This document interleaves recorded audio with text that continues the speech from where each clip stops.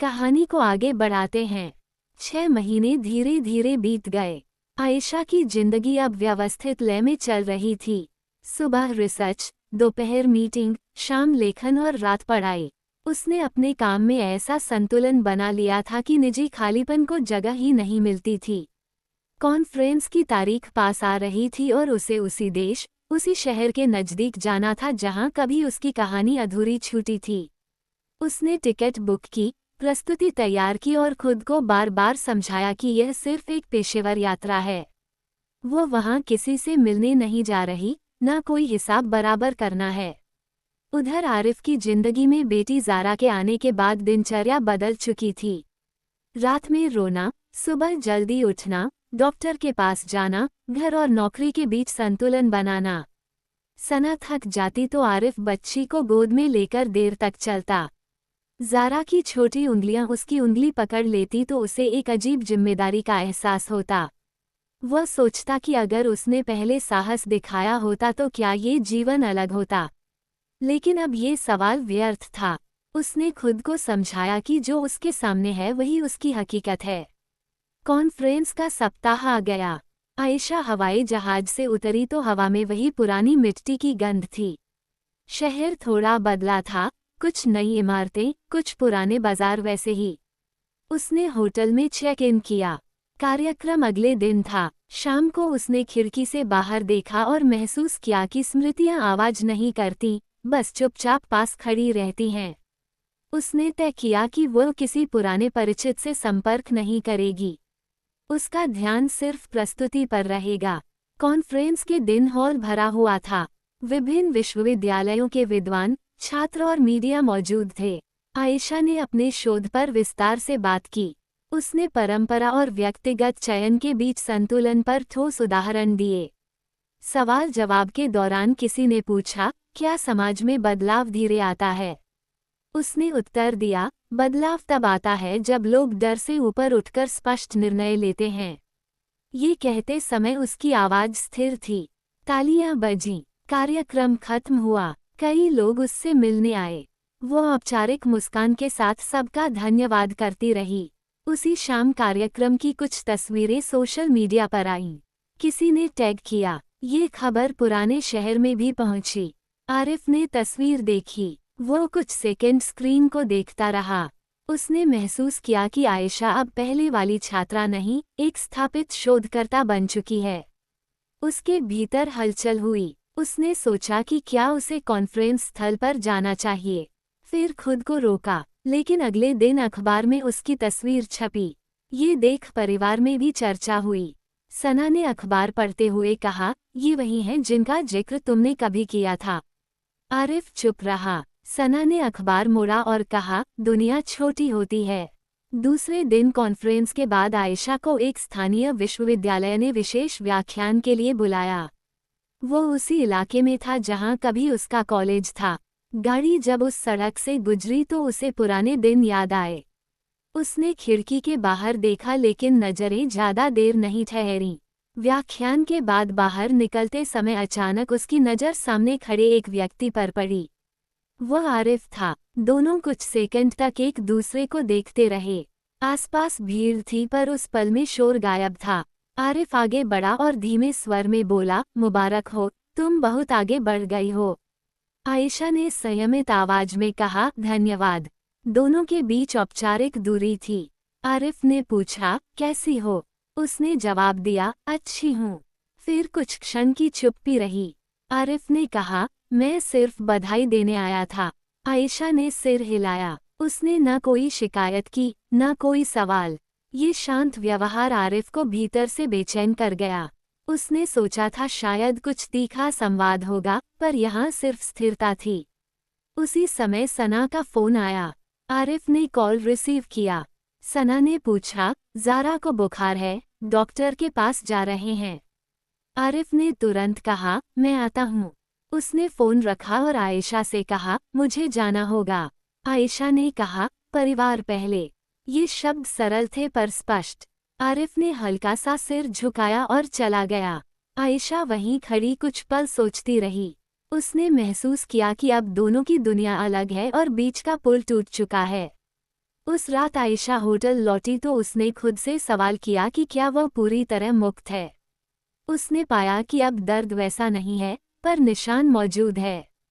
उसने लैपटॉप खोला और अपनी अगली रिसर्च का ड्राफ्ट लिखना शुरू किया। उसने निर्णय लिया कि वह व्यक्तिगत अनुभव को कभी सार्वजनिक कथा नहीं बनाएगी। उसकी पहचान उसकी मेहनत से बनेगी, किसी अधूरे रिश्ते से नहीं। उधर अस्पताल में ज़ारा को हल्का संक्रमण निकला। डॉक्टर ने दवा दी। सना ने आरिफ की ओर देखा और कहा, जब तुम वहां गए थे तो क्या महसूस हुआ? आरिफ ने सच बोलने का निश्चय किया। उसने कहा, अतीत दिखा, लेकिन वर्तमान की कीमत समझ आई। सना ने कहा, मैं तुलना नहीं चाहती, बस सच्चाई। उसने जवाब दिया, सच्चाई यह है कि अब मेरा ध्यान घर पर है। सना ने कुछ नहीं कहा, पर उसकी आंखों में सतर्कता थी। अगले दिन आयशा की वापसी की फ्लाइट थी। एयरपोर्ट पर बैठी वह किताब पढ़ रही थी। तभी फोन पर एक मैसेज आया। नंबर परिचित था। मैसेज में लिखा था, तुम्हें देखकर समझ आया कि समय रुकता नहीं। उसने जवाब नहीं दिया। उसने फोन बंद किया और विमान में बैठ गई। उसके मन में कोई नाटकीय विचार नहीं था, बस एक स्वीकृति थी कि जिंदगी आगे बढ़ चुकी है। घर लौटकर आरिफ ने खुद को परिवार में और व्यस्त कर लिया। वह ज़ारा के साथ खेलता, सना के साथ समय बिताता, नौकरी पर ध्यान देता। लेकिन कभी कभी रात में वह उस कॉन्फ्रेंस हॉल का दृश्य याद करता जहां आयशा मंच पर खड़ी थी। उसे एहसास हुआ कि उसने एक ऐसा रास्ता छोड़ा था जो शायद अलग मंजिल देता। फिर वह अपनी बेटी की आवाज़ सुनता और वर्तमान में लौट आता। विदेश में आयशा ने पूरी ताकत से काम जारी रखा। उसे एक नई रिसर्च टीम का नेतृत्व सौंपा गया। यह उसकी क्षमता की आधिकारिक पहचान थी। उसने टीम के सामने कहा, निर्णय स्पष्ट होना चाहिए, चाहे कठिन हो। उसके शब्दों में अनुभव की दृढ़ता थी। उसने अपने जीवन की दिशा खुद तय की थी, भले ही रास्ता आसान नहीं था। कॉन्फ्रेंस के बाद आयशा ने खुद को पहले से भी ज़्यादा काम में डुबो दिया। उसे लगा कि शहर की वह छोटी सी यात्रा अंदर कहीं हलचल छोड़ गई है, इसलिए व्यस्त रहना जरूरी है। रिसर्च टीम की जिम्मेदारी अब पूरी तरह उसके कंधों पर थी। वह सुबह सबसे पहले लैब पहुंचती और रात में सबसे बाद में निकलती। टीम के सदस्य उसके अनुशासन की तारीफ करते थे। उसने अपने आसपास एक ऐसा दायरा बना लिया था जिसमें निजी सवालों की जगह कम थी। उसके लिए अब हर दिन एक लक्ष्य था, हर सप्ताह एक रिपोर्ट और हर महीने एक उपलब्धि।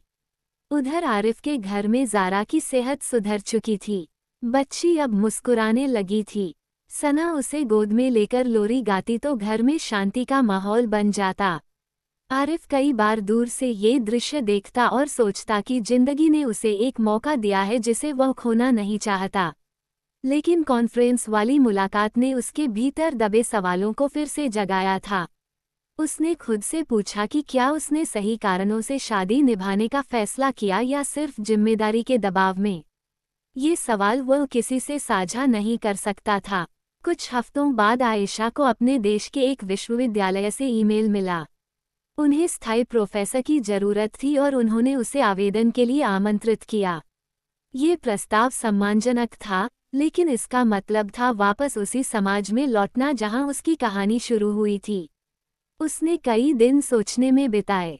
नादिया ने सलाह दी, अगर तुम्हें लगता है कि तुम मजबूत हो तो लौटना कमजोरी नहीं है। आयशा ने जवाब दिया, मजबूती का मतलब खुद को परखना भी होता है। उसने आवेदन भेज दिया, लेकिन अंतिम निर्णय बाद में लेना था। इधर सना ने महसूस किया कि आरिफ कभी कभी गहरी सोच में खो जाता है। एक रात उसने साफ कहा, अगर तुम्हें कभी लगता है कि तुमने गलत रास्ता चुना है तो अभी बता दो। मैं मजबूरी में रिश्ता नहीं चाहती। आरिफ ने उसकी आंखों में देखा और कहा, मैंने जो चुना है, अब उसी पर खड़ा रहूंगा। ये वाक्य कहने में उसे समय लगा, पर उसने पहली बार दृढ़ता दिखाई। सना ने सिर हिलाया, लेकिन उसने ये भी समझ लिया कि ये दृढ़ता अभी भी परीक्षा से गुजर रही है। आयशा का रिसर्च पेपर अंतर्राष्ट्रीय मंच पर चर्चा का विषय बन गया। उसे कई इंटरव्यू के लिए बुलाया गया। एक पत्रकार ने पूछा, क्या आपने व्यक्तिगत रूप से ऐसे निर्णय देखे हैं जहां लोग डर के कारण पीछे हट जाते हैं? आयशा ने शांत स्वर में कहा, हर समाज में साहस और भय साथ रहते हैं। फर्क इतना है कि कौन किसे चुनता है। यह उत्तर उसके अनुभव से निकला था, पर उसने किसी का नाम नहीं लिया। उधर आरिफ की नौकरी में भी बदलाव आया। कंपनी ने उसे दूसरे शहर में ट्रांसफर का प्रस्ताव दिया।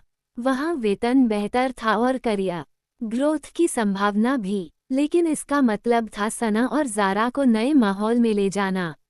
परिवार ने सलाह दी कि अवसर अच्छा है। सना ने कहा, अगर ये तुम्हारे भविष्य के लिए बेहतर है तो मैं तैयार हूँ।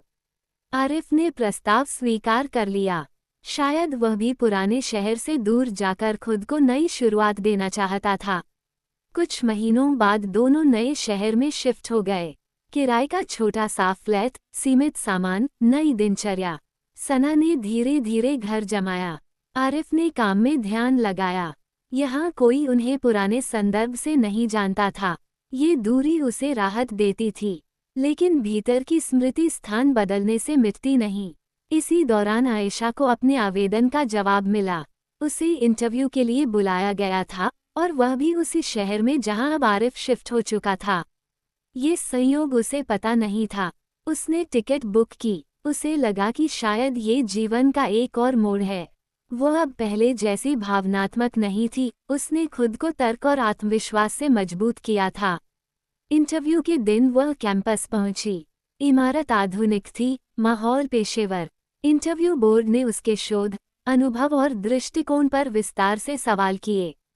उसने हर प्रश्न का स्पष्ट उत्तर दिया। बाहर निकलते समय उसे सुकून था कि उसने अपना सर्वश्रेष्ठ दिया। कैंपस से बाहर निकलते हुए अचानक उसकी नज़र सड़क के उस पार पड़ी। वहां आरिफ खड़ा था, शायद ऑफिस से लौटते समय। दोनों की नज़रें मिलीं। ये दूसरी मुलाकात थी, पर इस बार परिस्थिति अलग थी। आरिफ ने पास आकर कहा, तुम यहाँ? आयशा ने कहा, इंटरव्यू था। उसने पूछा, स्थायी वापसी? उसने कहा, निर्णय अभी नहीं लिया। दोनों के बीच बातचीत छोटी रही। इस बार कोई पुराना सवाल नहीं उठा। आयशा ने महसूस किया कि अब वो उसके सामने कमजोर नहीं है। वह अपने दम पर खड़ी है। आरिफ ने भी देखा कि उसकी आंखों में अब उम्मीद नहीं, स्थिरता है। घर लौटकर आरिफ ने सना को बताया कि आज वह आयशा से मिला। सना कुछ पल चुप रही, फिर बोली, क्या तुमने मन की बात साफ कर दी? उसने कहा, मन अब अतीत से बंधा नहीं है। सना ने कहा, तो फिर उसे सम्मान दो, लेकिन दूरी बनाए रखो। ये सलाह व्यावहारिक थी। आरिफ ने सिर हिलाया। कुछ दिनों बाद आयशा को ऑफर लेटर मिला। उसे उसी विश्वविद्यालय में प्रोफेसर की पोस्ट मिल गई थी। ये बड़ा निर्णय था। उसने माँ से बात की। माँ ने कहा, अगर तुम्हें लगता है कि लौटना सही है तो लौटो। भागना समाधान नहीं। आयशा ने लंबी सोच के बाद प्रस्ताव स्वीकार कर लिया। वह जानती थी कि लौटना पुराने घावों को कुरेना नहीं, बल्कि खुद को साबित करना है। नए सत्र की शुरुआत हुई। आयशा ने क्लास लेना शुरू किया। छात्र उसकी बात ध्यान से सुनते। उसने पाठ्यक्रम में ऐसे विषय शामिल किए जो समाज में संवाद को बढ़ावा दें। वह पेशेवर रूप से सम्मानित हो रही थी। आरिफ को ये खबर मिली। उसने दूर से देखा कि वह अपने क्षेत्र में स्थापित हो चुकी है। अब उनके बीच सिर्फ स्मृति थी, कोई सक्रिय रिश्ता नहीं। एक शाम विश्वविद्यालय में सार्वजनिक व्याख्यान था। आयशा वक्ता थी। आरिफ श्रोताओं में बैठा था, लेकिन इस बार उसके मन में कोई उलझन नहीं थी। उसने सिर्फ सुना। व्याख्यान के अंत में आयशा ने कहा, निर्णय देर से लिया जाए तो परिणाम बदल जाते हैं। ये वाक्य सुनकर आरिफ ने सिर झुका लिया। वह समझ गया कि कुछ बातें समय पर ही कही जानी चाहिए थीं। नए सत्र की रफ्तार तेज थी।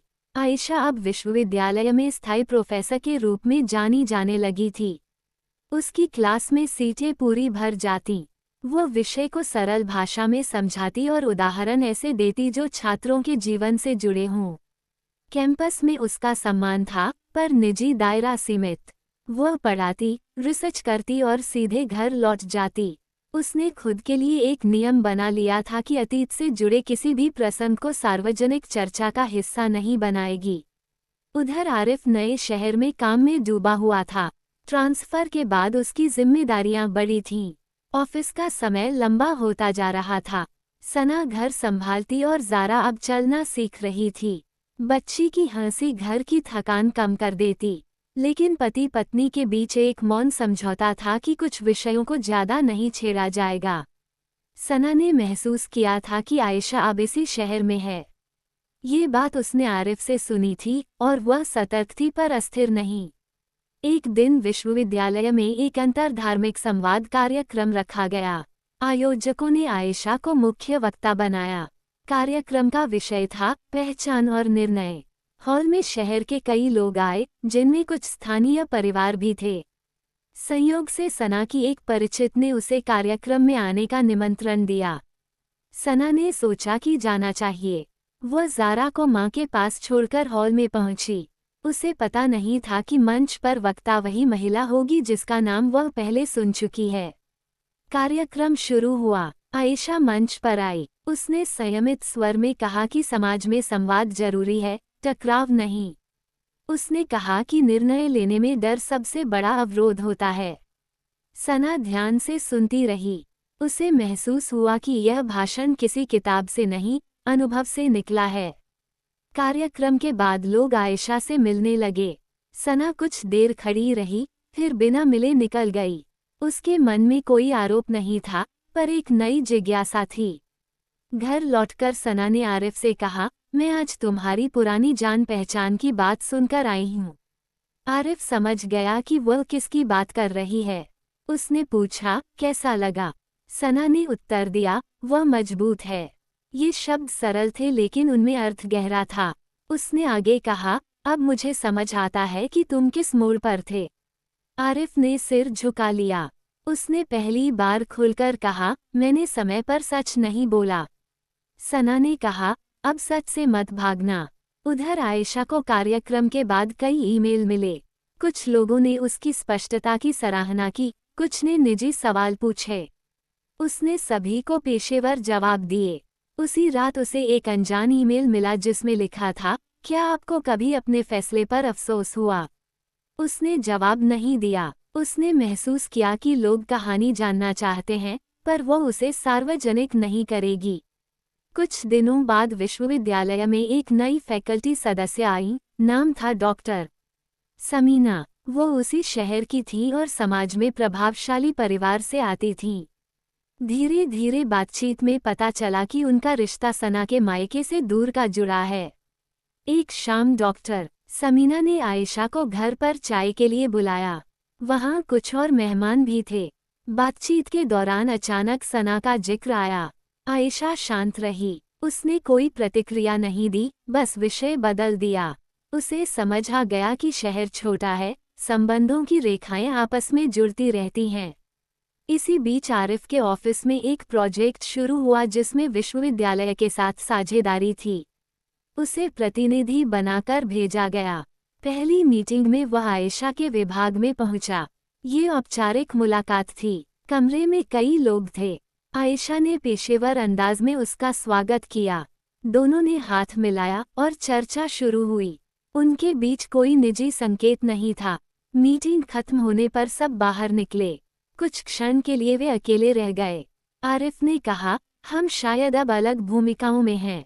आयशा ने उत्तर दिया, भूमिकाएं बदलती हैं, परिणाम नहीं। ये वाक्य सीधा था। वह बिना रुके आगे बढ़ गई। उस दिन के बाद प्रोजेक्ट मीटिंग्स नियमित होने लगीं। दोनों एक ही टेबल पर बैठते, फाइलें देखते, योजनाएं बनाते। बातचीत सिर्फ काम तक सीमित रहती। बाहर से यह पेशेवर सहयोग था, अंदर से दोनों अपने अपने निर्णयों की कीमत जानते थे। सना को भी इस साझेदारी का पता था। उसने एक शाम कहा, अगर तुम्हें कभी लगे कि दूरी बनाना बेहतर है तो बता देना। आरिफ ने कहा, मैं अब भागूंगा नहीं।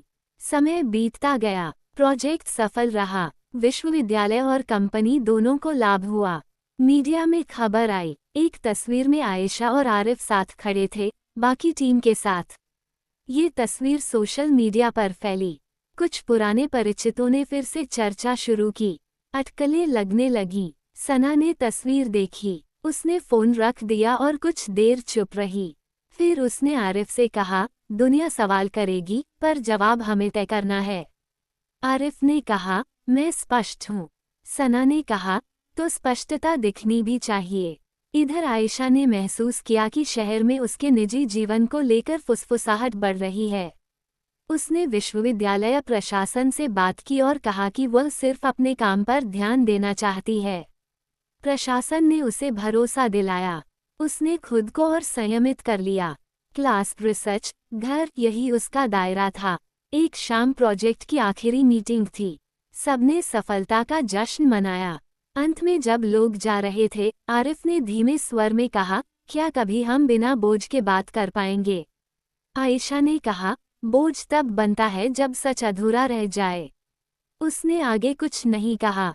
वह जानती थी कि बातचीत से इतिहास नहीं बदलता।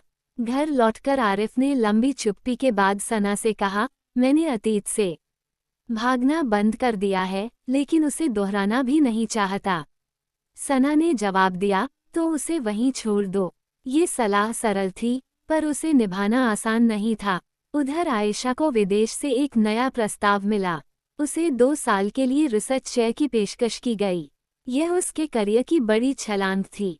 उसने प्रस्ताव पढ़ा और सोचा कि क्या फिर से जाना सही होगा। इस शहर में लौटकर उसने खुद को मजबूत साबित किया था। लेकिन क्या स्थिर रहना बेहतर है या आगे बढ़ना? उसने निर्णय तुरंत नहीं लिया। घर के अंदर उस दिन अजीब खामोशी थी। दीवारों पर टंगी घड़ी की टिक टिक साफ सुनाई दे रही थी। आयशा अपने कमरे में बैठी थी और उसके सामने मेज पर रखा फ़ोन कई बार जलकर बुझ चुका था। उसने सुबह से आर्यन को कॉल नहीं किया था। पिछली रात जो कुछ हुआ था, उसके बाद शब्द जैसे खत्म हो गए थे। आर्यन ने साफ कह दिया था कि उसके परिवार वाले इस रिश्ते को कभी स्वीकार नहीं करेंगे और वह अब खुलकर उनके खिलाफ नहीं जा सकता। ये वही लड़का था जो कभी कहता था कि दुनिया से लड़ जाएगा। आज वही कह रहा था कि वह थक चुका है। आयशा ने आईने में खुद को देखा। चेहरा शांत था लेकिन आंखों के नीचे हल्के पड़ गए थे। उसने धीरे से दुपट्टा सिर पर रखा और नमाज पढ़ी। उसके होंठों से दुआ निकली लेकिन मांगने को अब कुछ बचा नहीं था। नीचे हॉल में उसके अब्बू किसी से फोन पर बात कर रहे थे। आवाज धीमी थी पर शब्द साफ थे। उन्होंने कहा कि लड़की अब समझ गई है, आगे कोई परेशानी नहीं होगी। आयशा ने ये सुन लिया। उसे समझ आ गया कि उसके घर में भी अब फैसले उसकी इच्छा से नहीं होंगे। दोपहर तक रिश्तेदारों के फोन आने लगे। खाला ने पूछा कि वह ठीक है या नहीं। चाचा ने सलाह दी कि इज्जत सबसे बड़ी चीज होती है। हर कोई अपने हिसाब से समझा रहा था। किसी ने उससे नहीं पूछा कि वह क्या चाहती है। शाम को उसकी अम्मी कमरे में आईं। उन्होंने उसके सिर पर हाथ रखा और कहा कि जिंदगी में कुछ फैसले दिल से नहीं दिमाग से लिए जाते हैं। आयशा ने सिर हिलाया। उसने बहस नहीं की। वह जान चुकी थी कि लड़ाई अब एक तरफा है। उधर आर्यन अपने कमरे में बैठा था। उसने कई बार फोन उठाया फिर रख दिया। उसके दोस्त विक्रम ने उसे समझाया कि अगर वह पीछे हटना चाहता है तो साफ कह दे। आधे रास्ते में किसी को लटकाए रखना ठीक नहीं। आर्यन को ये बात चुभी। उसने रात को आयशा को मैसेज किया कि कुछ दिन बात न करें। उसे सोचने का समय चाहिए। आयशा ने सिर्फ एक शब्द लिखा, ठीक है। उसके बाद फोन बंद कर दिया। अगले दिन कॉलेज में दोनों आमने सामने आए लेकिन नजरें नहीं मिलीं। दोस्तों को कुछ समझ नहीं आ रहा था। जो लोग पहले उनके साथ हंसते थे अब दूरी बना रहे थे। किसी ने अफवाह फैला दी कि लड़की ने धर्म बदलने की शर्त रखी थी। किसी ने कहा कि लड़का डर गया। सच किसी को नहीं पता था। आयशा ने लाइब्रेरी में जाकर खुद को किताबों में छिपा लिया। आर्यन कैंटीन में बैठा रहा लेकिन उसका ध्यान कहीं और था। कुछ दिनों बाद आयशा के घर एक रिश्ता आया। लड़का दुबई में काम करता था। परिवार खुश था। आयशा को बुलाकर उसकी राय पूछी गई लेकिन उस सवाल में भी जवाब छिपा था। अम्मी ने कहा कि ऐसे मौके बार बार नहीं आते। अब्बू ने कहा कि आगे की जिंदगी सुरक्षित हो जाएगी। आयशा ने बस इतना कहा कि आप जो ठीक समझें। ये सुनते ही घर में हलचल बढ़ गई। उधर आर्यन को ये खबर विक्रम से मिली। उसने पहले विश्वास नहीं किया। फिर जब कॉलेज में किसी ने मुबारकबाद की बात कही तो उसके पैरों तले जमीन खिसक गई। उसने उसी शाम आयशा को मिलने बुलाया। पुराने पार्क में जहां कभी उन्होंने साथ बैठकर भविष्य के सपने देखे थे। आयशा वहां समय पर पहुंच गई। वह साधारण सलवार में थी और चेहरे पर थकान साफ थी। आर्यन ने पूछा कि क्या ये सच है। उसने कहा हाँ। उसने पूछा कि इतनी जल्दी फैसला कैसे ले लिया। आयशा ने कहा कि कुछ फैसले देर से लेने पर और दर्द देते हैं। आर्यन ने कहा कि वह अभी भी उसे चाहता है। आयशा ने शांत स्वर में पूछा कि क्या वह अपने परिवार के सामने खड़ा हो सकता है। आर्यन चुप हो गया। उसके पास शब्द नहीं थे। हवा में सूखे पत्ते उड़ रहे थे। आयशा ने कहा कि उसे अब और इंतजार नहीं करना। उसने मुड़कर कदम बढ़ा दिए। आर्यन वहीं खड़ा रह गया। अगले हफ्ते सगाई की तारीख तय हो गई। घर में तैयारियां शुरू हो गईं। रिश्तेदार आने लगे। आयशा मशीन की तरह सब काम करती रही। रात को वह छत पर जाकर आसमान देखती। उसे याद आता कि कभी उसने यहीं खड़े होकर आर्यन से लंबी बातें की थीं। अब फोन खामोश था। सगाई वाले दिन उसने हल्के रंग का लिबास पहना। मेहमानों की भीड़ में वह मुस्कुराती रही। लड़के का नाम फैसल था। वह शालीन और कम बोलने वाला था। उसने आयशा से 2-4 औपचारिक सवाल पूछे। आयशा ने भी सीमित जवाब दिए। अंगूठी पहनाते समय सबने ताली बजाई। कैमरों की फ्लैश चमकी। उसी समय भीड़ के पीछे खड़ा एक चेहरा उसे दिखा। वह आर्यन था। वह बिना कुछ कहे खड़ा रहा। उनकी नज़र मिली पर कोई संकेत नहीं हुआ। कुछ देर बाद वह चला गया। रात को आयशा ने पहली बार खुलकर रोया। यह आंसू किसी को नहीं दिखे। अगले दिन से उसने खुद को और सख्त बना लिया। उसने तय किया कि अब पीछे मुड़कर नहीं देखेगी। दूसरी तरफ आर्यन का मन बिखर चुका था। उसने घर में झगड़ा किया। पिता ने साफ कह दिया कि अगर वह उस लड़की से शादी करेगा तो उसे घर छोड़ना होगा। माँ रोती रही। आर्यन ने कुछ नहीं कहा। उसने खुद को कमरे में बंद कर लिया। कई दिनों तक वह कॉलेज नहीं गया। विक्रम उससे मिलने आया। उसने कहा कि या तो लड़ो या सब खत्म मान लो। बीच का रास्ता किसी को नहीं बचाता। आर्यन के भीतर उथल पुथल चलती रही। इधर आयशा की शादी की तारीख भी तय हो गई। निकाह 2 महीने बाद होना था। घर में खरीदारी शुरू हो गई। कपड़े, जेवर, सूटकेस सब तैयार होने लगे। आयशा हर चीज देखती पर प्रतिक्रिया नहीं देती। अम्मी ने एक दिन पूछा कि क्या वह खुश है। उसने कहा कि वह ठीक है। यह जवाब सुनकर अम्मी ने राहत की सांस ली। एक शाम फैसल ने फ़ोन किया। उसने कहा कि वह शादी से पहले एक बार खुलकर बात करना चाहता है। आयशा ने हामी भर दी। वे एक कैफ़े में मिले। फैसल ने कहा कि वह किसी दबाव में शादी नहीं करना चाहता। अगर आयशा के मन में कुछ और है तो अभी बता दे। आयशा ने कुछ पल सोचा। उसे लगा जैसे सामने बैठा आदमी ईमानदारी से पूछ रहा है। उसने सच बताने का फैसला किया। उसने कहा कि उसकी जिंदगी में पहले कोई था। रिश्ता टूट चुका है लेकिन यादें बाकी हैं।